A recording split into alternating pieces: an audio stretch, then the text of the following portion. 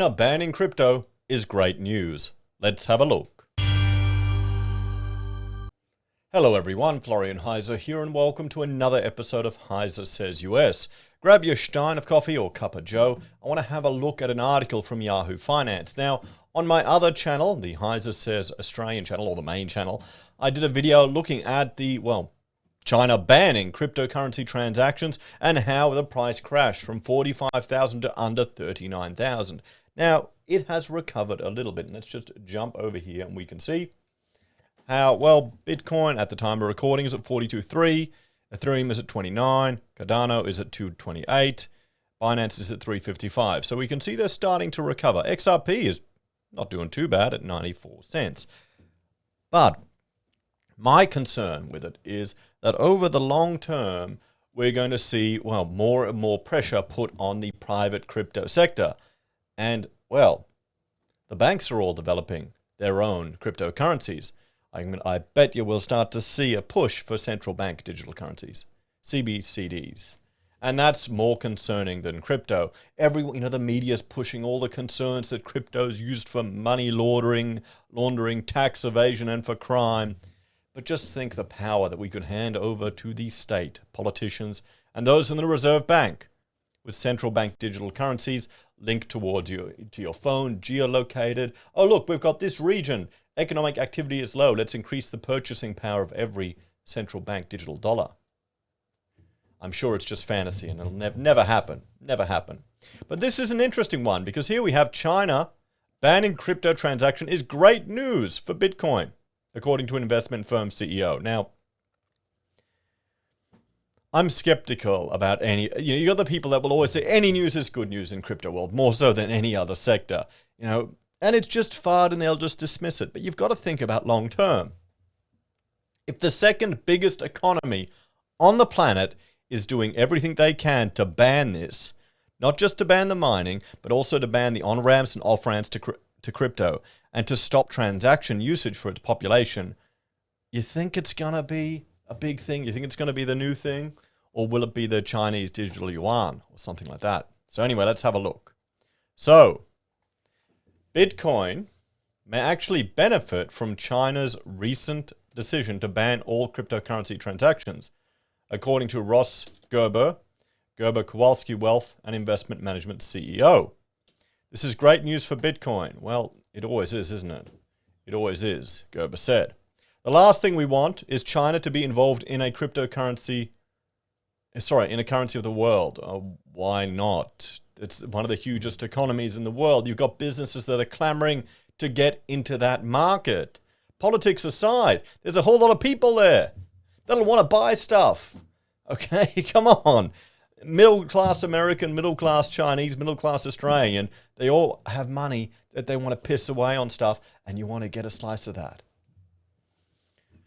The price of Bitcoin fell as much as 6% after China announced the decision Friday morning. The world's most populous country is responsible for much of Bitcoin's mining activity, according to the University of Cambridge study.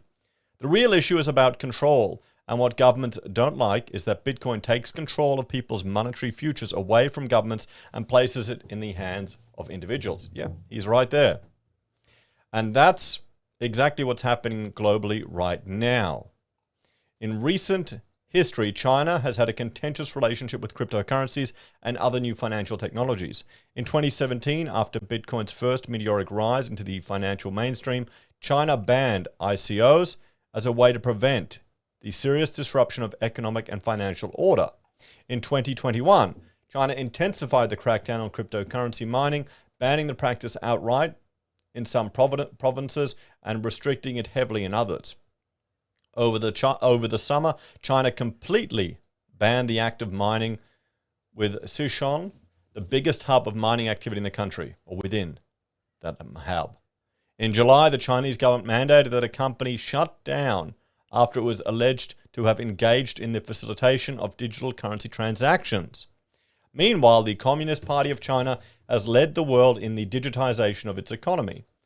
The country's state-run digital payment and processing network, the Digital Currency Electronic Payment, was launched gradually over the past year.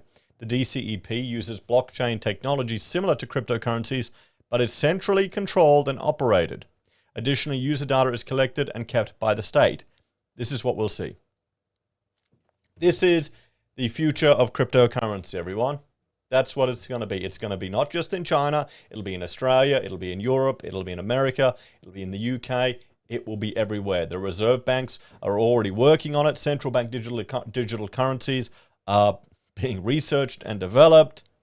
That's where crypto is going to lead.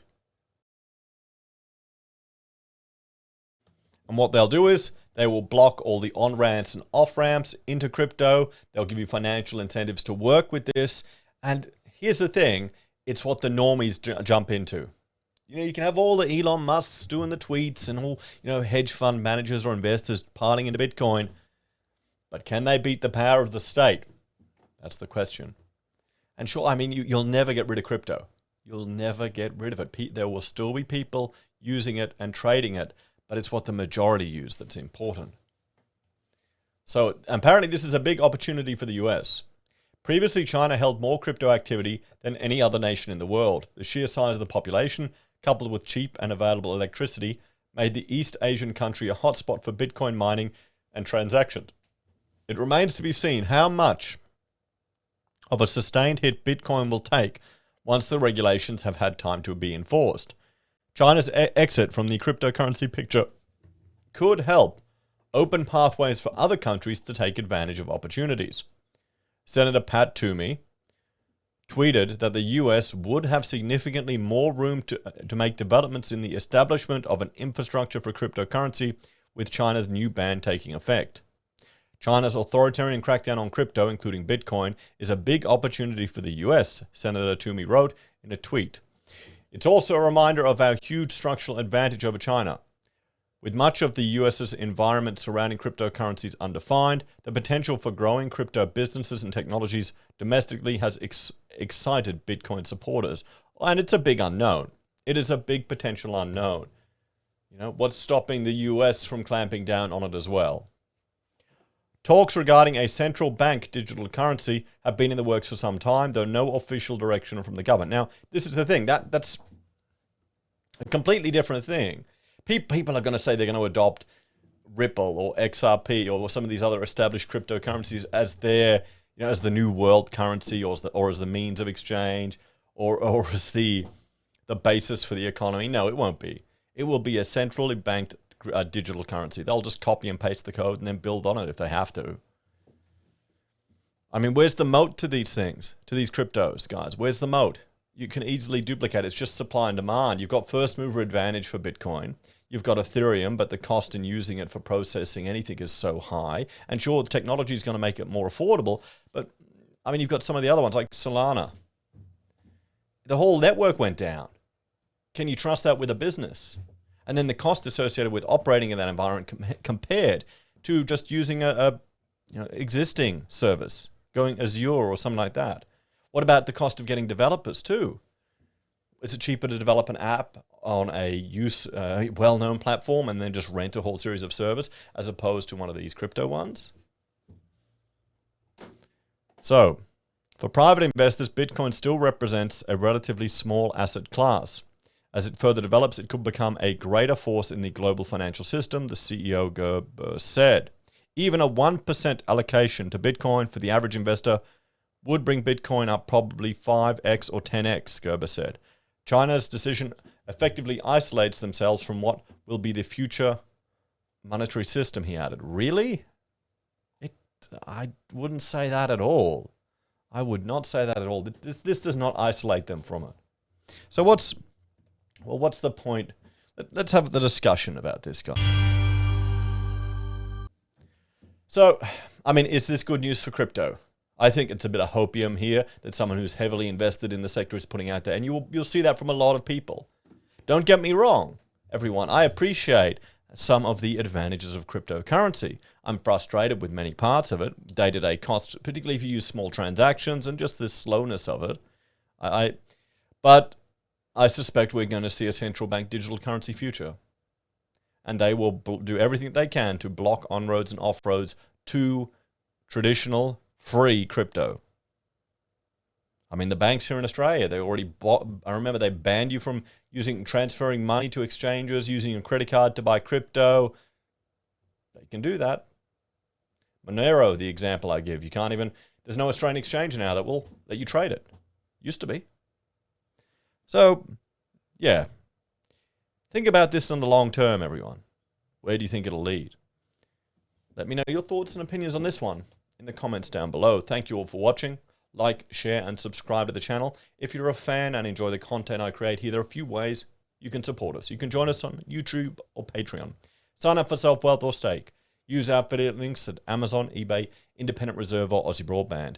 You can buy our merch from Heise Says, use Gold Pass from the Perth Mint, or support us via PayPal. Take care, everyone. Have a great day. I'll see you next time.